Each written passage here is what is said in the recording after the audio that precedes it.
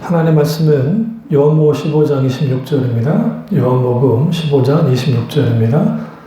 내가 아버지께로부터 너희에게 보낼 보혜사 곧 아버지께로부터 나오시는 진리의 성령이 오실 때에 그가 나를 증언하실 것이요.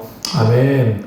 말씀 제목은 성령의 조명의 필수성이라는 제목으로 말씀을 나누도록 하겠습니다. 성령의 조명의 필수성이라는 제목으로 말씀을 나누도록 하겠습니다. 우리가 성령의 조명하신 이 부분을 이제 우리 교회 교우들은 자주 제가 설교를 했기 때문에 잘 알고 계시지만 또 이걸 한 번도 들어보지 못하는 분들이 있을 수 있기 때문에 먼저 이것을 설명하도록 하겠습니다. 여기서 말하는 신학적으로 조명, 성령님의 조명이라는 말은 성령님의 비추심, 성령님의 알게 하심, 성령님의 깨닫게 하시는 역사를 의미합니다. 그러니까 우리가 성령께 민감하게 반응할 때, 그리고 그 성령님의 인도를 따라서 순종하도록 성령께서 우리 가운데 하시는 일이 하나님 그분의 자신과 하나님의 목적과 하나님의 길을 우리에게 깨닫게 하시는 거예요. 이게 신학적으로 조명이라고 말합니다. 그런 의미에서 우리가 왜 성령의 조명이 우리 신앙에 있어서 필수적인가? 그 이유는 우리가 전적으로 믿음에 의한 삶, 은혜에 의한 삶, 십자가에 의한 삶, 믿음에 의한 삶, 하나님 중심적인 삶을 혹은 하나님을 경험하는 삶을 살기 위해서는 성령님의 조명하심이 없으면 안 되기 때문에 그렇습니다. 그래서 우리가 성령께서 우리 가운데 조명하셔야 66권의 불변의 진리인 절대적인 진리인 하나님의 말씀을 깨달아 알 수 있는 겁니다. 아무리 대단한 학자라 할지라도 그들의 지식과 그들의 어떤 이성만으로 하나님의 말씀을 깊이 깨달아 알 수 없습니다. 거기에는 반드시 하나님의 말씀, 성령의 조명하심, 성령의 깨닫게 하심, 알게 하심이 있어야 분명하게 우리가 말씀을 깨달아 알 수 있기 때문에 그렇습니다. 한편으로는 학교를 다녀본 적도 없고 겨우 한글만 뗀 분이라 할지라도 성령께서 조명하시면 하나님의 말씀을 깊이 깨달아 알 수 있는 게 성령님의 조명하심입니다. 그런 의미에서 여러분이 하나님의 말씀을 묵상하다가 또는 우리가 여러 가지 성령님의 민감한 성령께 민감한 삶을 우리가 살기 위해서라도 성령님의 조명하심이 우리 가운데 반드시 필요하고 성령님의 놀라우신 역사하심 없이 도우심 없이는 우리 신앙이 전반적으로 사실 불가능하다는 사실을 명심할 필요가 있습니다. 그렇기 때문에 성령님의 조명이 우리 신앙에 있어서 필수적인 이유는 성령께서 우리를 깨달아 알게 하시고 때로는 인도하시고 때로는 우리에게 하나님의 목적과 길을 알리실 때 그것에 대해 우리가 민감하게 반응하게 나아갈 때 거기에 하나님의 놀라우신 역사하심들이 일어나게 되어버렸습니다. 그래서 우리는 어떤 상황 속에서도 성령의 조명하심에 민감하게 반응해야 되고 또 성령의 조명하심이 있는 신앙생활을 해야 됩니다. 문제는 이런 성령님의 조명하심에 대한 아예 한 번도 들어보지 못하는 분들도 있고 서서 안다 할지라도 신학적인 어떤 범주 안에서만 성령의 조명하심을 이해하다 보면 사실 신앙생활에서 여러 가지 성령님의 도우심과 인도하심과 역사하심이 반드시 필요한데 성령님의 조명하심이 없는 성경 공부, 성령의 조명하심이 없는 예배, 성령의 조명하심이 없는 설교 말씀 혹은 설교를 듣는 것, 성령의 조명하심이 없는 찬양, 성령의 조명하심이 없는 삶, 성령의 조명하심이 없는 다양한 부분에 있어서의 우리 신앙생활의 모든 능력은 결국 그 모든 것들은 종교 생활에 혹은 인간적인 것으로 전락할 수밖에 없음을 우리는 분명히 알 수밖에 없습니다. 그래서 우리가 이 오늘날에 성경을 아주 강조하는 분들, 참 귀한 분들이긴 한데 그분들이 문자주의에 빠진 이유 중에 하나가 성경만 냅답하고 연구를 하면 이제 거기에 하나님을 알 수도 있고 하나님 뜻을 온전히 이해할 수 있다라고 가르칩니다. 물론 하나님의 말씀에 하나님의 뜻과 하나님의 목적이 분명하게 잘 담겨 있습니다.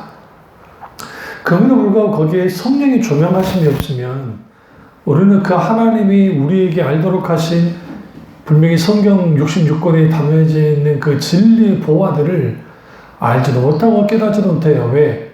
눈뜬 소경처럼 되기 때문에 그렇습니다.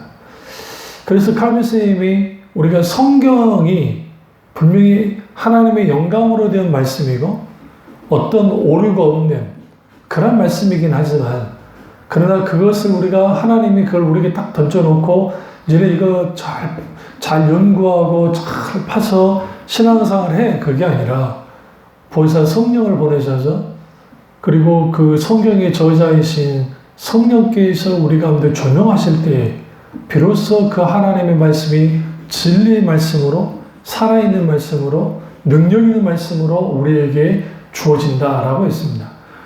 그러면서 그렇기 때문에 칼빈 선생님이 성경이 아주 귀하고 세상 어떤 책보다도 비교할 수 있는 책이긴 하지만 거기에 성령의 조명하심이 없으면 한 권의 책에 불과하게 된다라고 했어요. 이 말은 성경을 비하하기 위해서 그런 것이 아니라 그 성경 말씀이 주어졌어도 인간의 지혜와 능력과 명철을 가지고 그것을 거기에 하나님의 의중과 목적과 계획과 그리고 하나님의 계시를 온전히 알아낼 수 없기 때문에 그렇습니다. 그래서 우리는 하나님 말씀에 굳게 서기 위해서 성령의 조명하심 필요하고 하나님의 의중과 뜻을 알기 위해서도 성령의 조명하심이 필요합니다. 그래서 우리는 오늘 요한복음 15장 26절에서 보혜사 성령을 우리에게 보내셨고 그분이 진리의 성령이시다라고 말합니다. 그리고 그분이 예수 그리스도 그분을 증언하신다라는 거예요. 그렇습니다. 성령의 조명하심이 없게 되어지면 우리는 하나님의 말씀이 하나님의 계심을 알 수 없고 또 그것을 서로 신학적으로 교리적으로 안다 할지라도 그것이 실질적인 우리에게 진정한 진리로서 우리에게 영향을 혹은 진리로서 그 말씀을 받아들이는 것이 힘듭니다. 왜 그러냐면 우리가 지식과 이론으로는 받아들일 줄 모르지만 그러나 그것이 실질적인 하나님의 말씀으로 성령께서 우리 가운데 역사하실 때 그 말씀이 살아있는 말씀으로서 우리에게 받아들여지는 그것은 성령께서 하시기 때문에 별개의 문제라는 거예요. 그러니까 오늘날 믿음에 대해서 말할 때 내가 지식적으로 동의하면 내가 믿는 것이라고 하는 것이 많이 팽배해 있습니다. 이거를 관념적인 믿음 혹은 주지주의 혹은 지성적인 믿음이라는 표현을 쓰는데 이게 그 말 자체가 또 뭐 오류가 있어요. 그런데 그게 무슨 말이냐면 내가 지식적으로 주님이 십자가에 죽으신 거 받아들이고 부활도 받아들이고 천지창조도 믿습니다. 라고는 해요. 지식적으로는. 물론 그 자체, 지식적으로 동의하는 것 그 자체는 정말 귀하죠. 그런데 믿음은 인격체신 하나님을 성령의 조명 가운데 만나야 돼요. 그러니까 하나님의 말씀, 성경 말씀 가운데 성령이 조명하실 때 인격체신 하나님, 창조주 하나님, 구원의 하나님, 심판주이신 하나님을 만나게 될 때 비로소 거기에 믿음이 갖게 되어지는 거예요. 그래서 믿음은 들음에서 나면 들음은 그리스도의 말씀으로 말미암니라 할 때에 우리가 이 믿음은 들음에서 난다. 그런데 그리스도의 말씀 그러면 우리가 그 말씀을 듣고 우리가 거기에서 그럼 바로 보면 지식적으로 동의하면 그것이 믿음이 되는 것인가? 그렇지 않습니다. 성령의 조명하심이 거기에 반드시 있어야 돼요. 거기서 하나님의 말씀을 깨달아 알게 되어질 때 그러면 거기에서 믿음이 우리 가운데 생겨나는 겁니다. 다시 말하면 하나님의 말씀에 대한 반응 그것이 지식적인 동의도 필요하지만 그리고 그것의 한 단계 더 나아가서 그저 온전히 받아들이는 그리고 전인격적으로 인격되신 하나님을 만나는 살아서 역사하시는 하나님을 만나고 아는 그분을 알아야 믿을 수 있기 때문에 여기서 안다는 것은 경험해야 하는 그런 것들이 성령께서 하시는 거예요. 그러니까 성령의 조명하심을 통해서 인격되신 하나님을 경험해 알게 될 때 우리는 그분을 사랑하게 되고 그분을 사랑하는 만큼 의탁하게 되고 의탁하는 만큼 순종하게 되고 순종하는 만큼 하나님의 놀라운 역사가 일어나는 것을 볼 수가 있습니다. 그래서 성령의 조명은 필수적이다. 왜 그러냐면 성령의 조명하심이 없이는 기도도 불가능하다고 볼 수 있고 우리가 말씀을 깨달아 아는 것도 불가능하고 예배에 있어서도 성령의 조명하심은 필수적이에요. 왜 그러냐면 하나님이 원하시는 예배와 사람이 원하는 예배가 무엇인가 할 때에 성령께서 우리에게 비추셔서 하나님이 원하는 예배로 우리를 인도하십니다. 그래서 사도 바울이 성령을 따라 봉사하며 라고 할 때 여기서 봉사하는 영어 성경에는 서비스라고 되어 있는데 근데 여기서 서비스라는 게 우리가 생각하는 서빙 하듯이 어떤 종업원이 누구에게 서비스하는 막 그게 아니라 여기서 서비스는 예배예요. 예배. 성령으로 예배하고 예배는 결국은 성령으로 예배하는 겁니다.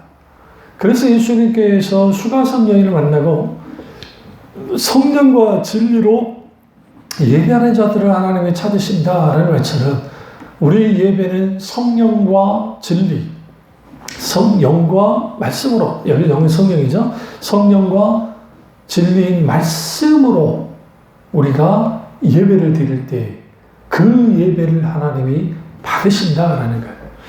오늘날 우리의 예배를 들여다보시면 너무나 많은 순서가 들어가 있습니다.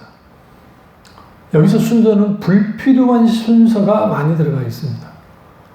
어떤 면에서 그러냐면 너무나 복잡 다양하게 우리가 개혁교회가 어쨌든 카톨릭을 개혁하면서 나왔기 때문에 카톨릭의 의정이 어느 정도 남아 있습니다. 그리고 우리가 형식을 아예 잘못했다고 거부하는 것은 그건 옳지 않다고 생각합니다. 그럼에도 불구하고 어느 날인가 예배에 너무나 많은 순서들이 들어와서 그것이 하나의 예배의 매뉴얼이 되어졌고 그리고 그 매뉴얼을 따라가면서 예배를 드리면 하나님이 받으신다라고 생각하는 겁니다.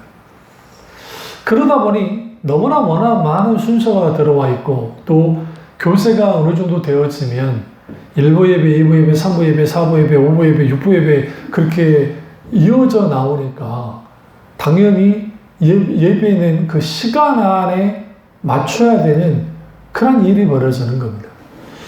마틴 로이더스 목사님이 영국 교회가 하나님의 부흥으로부터 이제 떨어져 나가 영적으로 문제가 침체가 되어졌을 때 가장 먼저 일어나는 것이 예배가 형식화되어졌다라고 했습니다.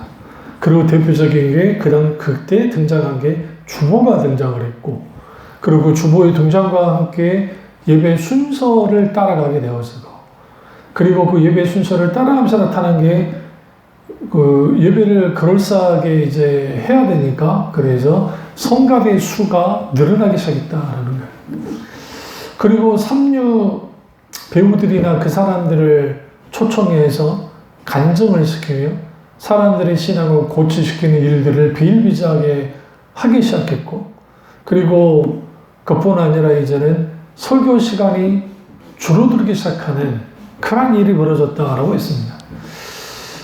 그리고 그 시간은 정확하게 그 시간 안에 1시간 안에 예배는 끝나야만 하는 그런 일이 벌어지는 거예요. 왜 그랬을까요? 그것이 성령이 조명에 의한 예배가 아니라 인간이 중심이 되어지는 성령으로 따라 예배 드리는 게 아니라 사람의 프로그램에 따라 사람들이 만들어낸 순서에 따라 예배를 드리다 보니 그런 일이 벌어지는 겁니다. 당연히 그런 상황이 되어지면 필수적으로 나타나는 게 뭐냐면 거기에 사람들이 주도하는 예배가 되어지니까 당연히 사람들의 감정에 호소하는 그런 식의 예배가 될 수밖에 없습니다. 감정에 호소하는 예배 이걸 이제 다른 말로 하면 오늘날의 교회마다 사용하는 그 표어가 있는 그게 뭐냐면 감격하는 예배를 드리게 하자라는 겁니다. 저는 감격하는 예배를 드리고 하자는 것은 대찬성입니다. 근데 여기서 감격한다 할 때 이게 소위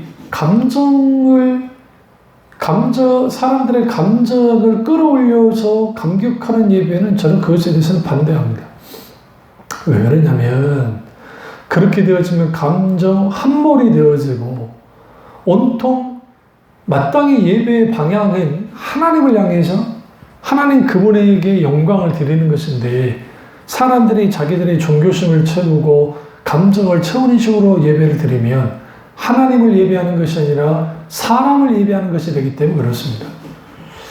또 다른 하나는 결국 그 감격이라는 것은 인간의 수단과 방법으로 만들어내는 그런 감격이 아니고 우리가 마땅히 하나님께 영광을 드렸을 때 성령과 진리로 예배를 드리고 영광을 드렸을 때 우리에게 찾아오셔서 임재하시고 만지시는 그 하나님의 놀라운 은혜로 인하여 감격하는 겁니다.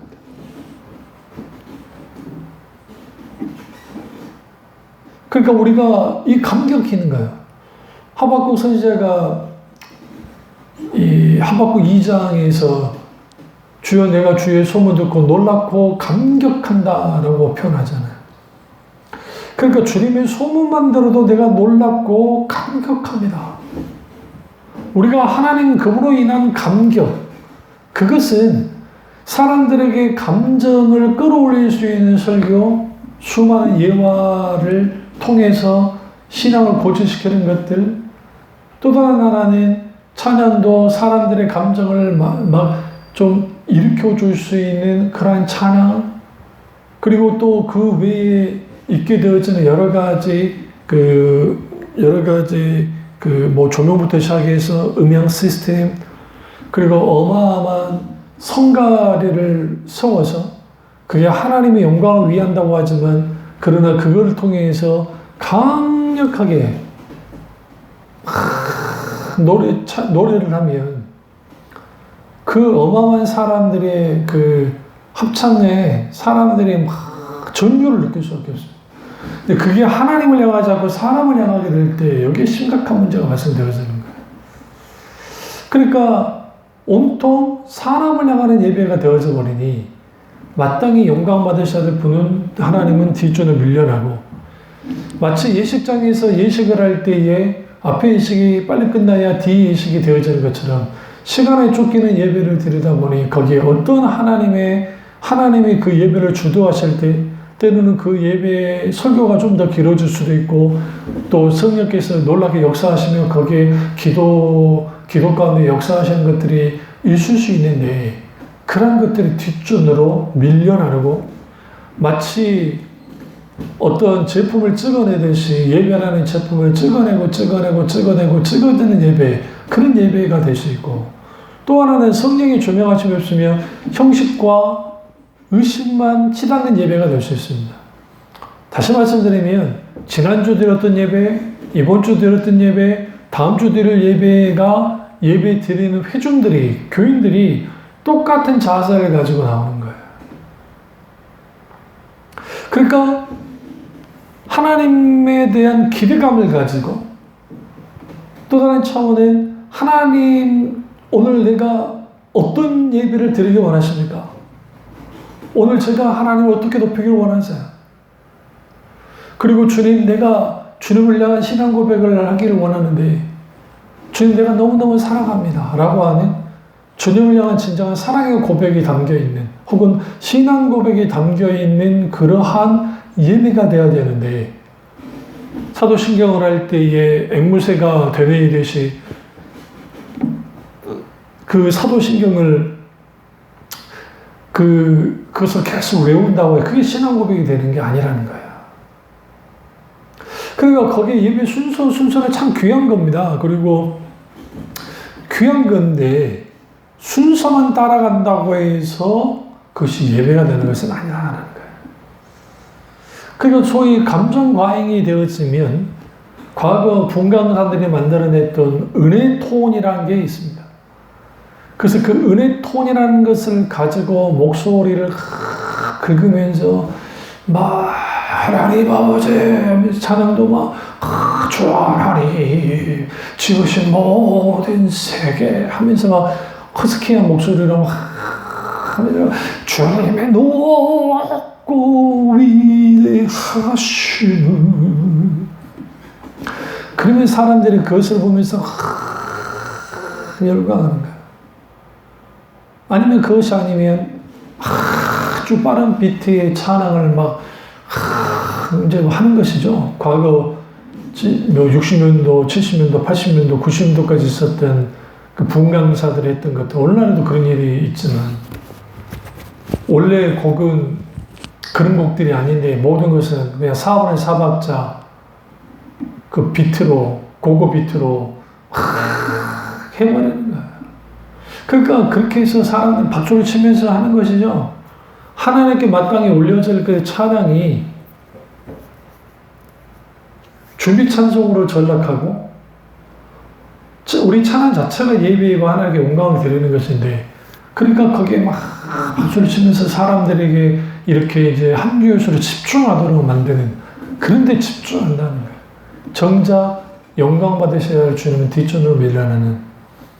왜 이런 일이 벌일까요? 성령의 조명하심이 없는 예배, 찬양, 기도, 말씀, 신앙생활의 모든 것들, 전반적인 모든 것들, 그런 것들은 인간적일 수밖에 없고 성령님의 인도를 따라하기보다는 자기의 뜻과 계획과 목적 따라서 움직여지니까 그렇게 돼버리는 거예요. 그래서 우리는 반드시 성령의 조명하심이 우리가 있어야 되고, 그렇다 한다면 성령의 조명하심이 왜 필수인가? 첫째로 구원을 위해서 성령의 조명함이 필수이기 때문에 그렇습니다. 마음으로 믿어 의에 이르고 입으로 신하여 구원을 얻는다 할 때에, 마음으로 믿어라는 것은, 이것은 그 마인드, 머리로 믿는다라는 게 아니라, 혹은 생각의 사고를 말하는 것이 아니야. 여기서 마음은 가슴을 말하는데, 머리의 지식을 말하는 것이 아니라 가슴의 지식을 말합니다. 그래서 마음으로 믿으려면 성령이 조명하심이 필수해요. 이걸 이제 조나단 에드워드 목사님이 정설화했어요. 신앙의 정설. 성령께서 머리의 총명으로 우리를 지성적으로 우리에게 말씀하시고, 그걸 우리가 성령께서 깨달아 알게 하시면 우리 마음에서 주님을 믿게 되어 있어요.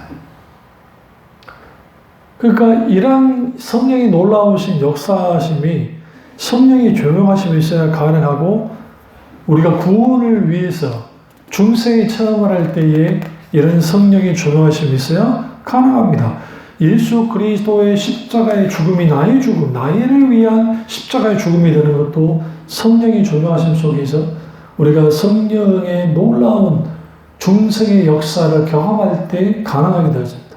근데 이 모든 것들은 결국은 성령께서 예수 그리스도 그분을 비추셔야, 조명하셔야 우리가 믿을 수 있습니다. 그렇기 때문에 우리 믿음은 성령의 조명하심을 통해 생겨나고, 우리 구원 또한 성령의 역사하심이 없이는, 다시 말하면 성령으로 말미암지 않고서는 하나님 나라에 아무도 들어갈 수 없다고 하는 주님의 말씀처럼, 구원을 위해서 성령의 조명하심은 필수입니다. 두 번째는 성화를 위해서도 성령의 조명은 필수입니다. 대부분의 성화되어지는 것, 예수 믿고 구원받고 이제는 내가 주님을 닮아가는 그런 성화로 나아가는 것들, 그것은 아주 귀하고 소중합니다. 그래서 우리가 거룩한 삶을 산다 할 때 되게 교회는 이렇게 생각하죠.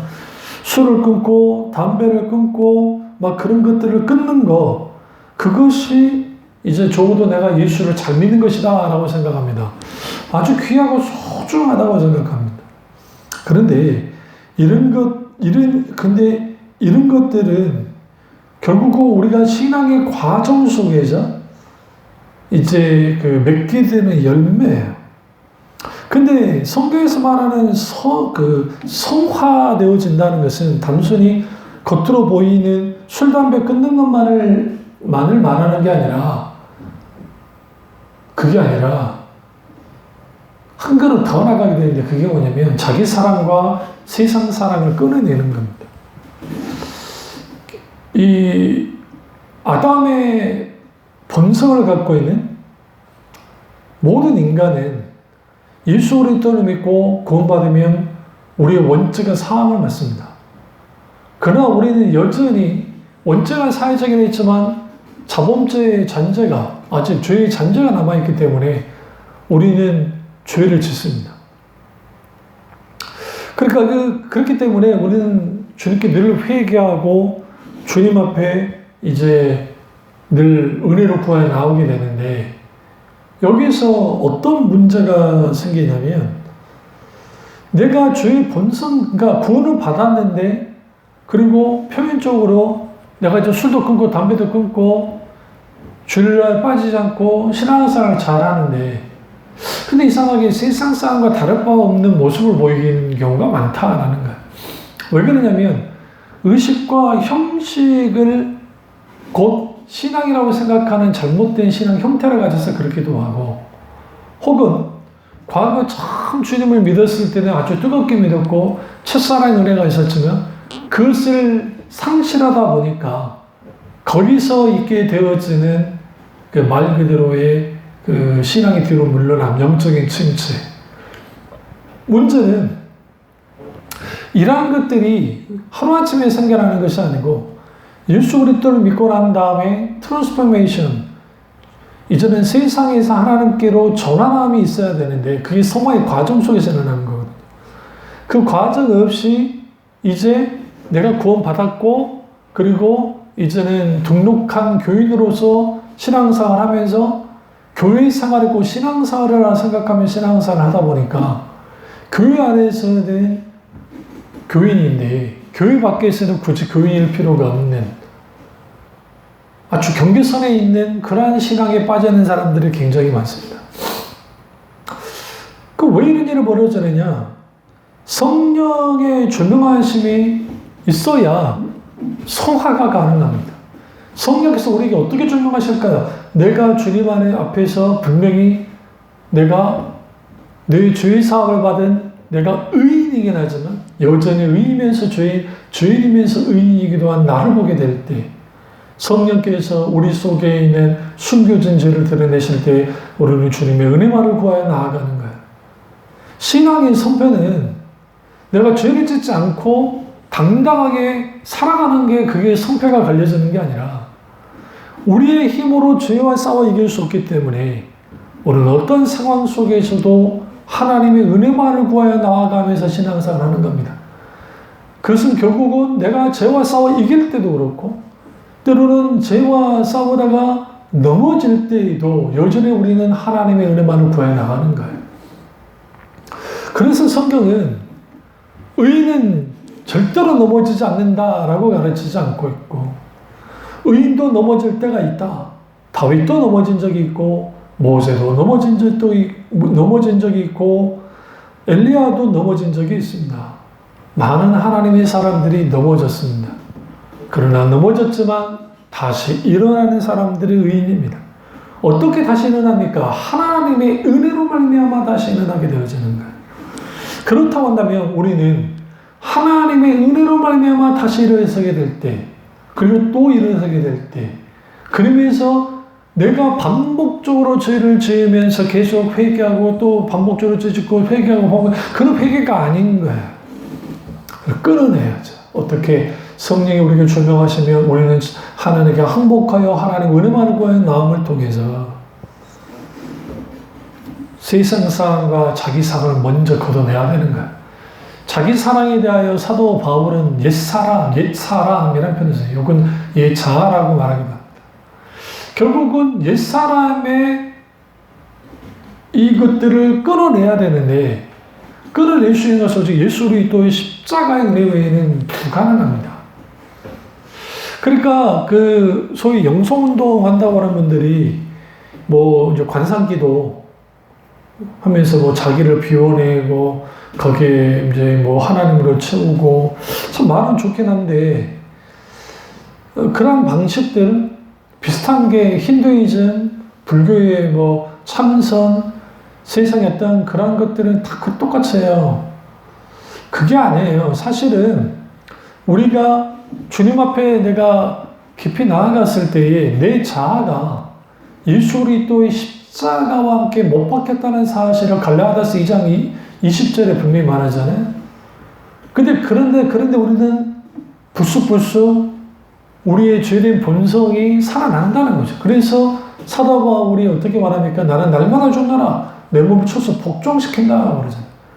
피 흘리기까지 죽이고 피 흘리기까지 싸우라고 하는 권면들 속에서, 저와 싸우라는 권면들 속에서 결국은 우리가 구원받은 하나님의 자녀라 할지라도 여전히 죄의 본성을 갖고 있고 남아있는 본성이 있기 때문에 우리는 언제든지 하나님을 싫어하는 혹은 하나님을 떠나려고 하는 경향성을 갖고 있습니다. 그리고 그 경향성 속에는 하나님을 향한 영혼의 실증과 영혼의 게으름과 나태함과 안일함이 우리 속에 있을 수 있어요. 그렇기 때문에 예수님이 또 사도 바울이 베드로가 근신하고 깨어 기도하라. 모든 그리스도인들은 안락함을 추구하면서 신앙생활하고 나온다고 한다면 그건 잘못된 겁니다. 그리스도인은 안락함을 추구하는 자들이 아니라 샬롬, 에이른의 평강을 추구하는 사람들입니다. 그래서 결국 사도 바울이 모든 하나님의 백성들은 그리스도의 군사가 되어진다 했고, 예수님께서 이 땅에 오셔서 하나님의 나라가 임했고, 예수님이 2000년 전에 베들레헴 땅에 임할 때 하나님 나라가 임했단 말이에요. 여기서 하나님의 나라는 장소로서의 하나님의 나라가 아니라 하나님의 통치와 다스림이 있는 나라가 임했고, 그리고 그 주님이 이제 십자가에 죽으시고 부활하시고 승천하셨습니다. 그리고 다시 오실 겁니다. 그래서 하나님 나라는 이미 왔습니다. 그런데 아직 완전히 오지는 않았습니다. 왜? 예수님이 다시 이 땅에 오셔야 하나님 나라가 완전히 완성되기 때문에 그렇습니다. 우리는 그 사이에 있는 사람들입니다.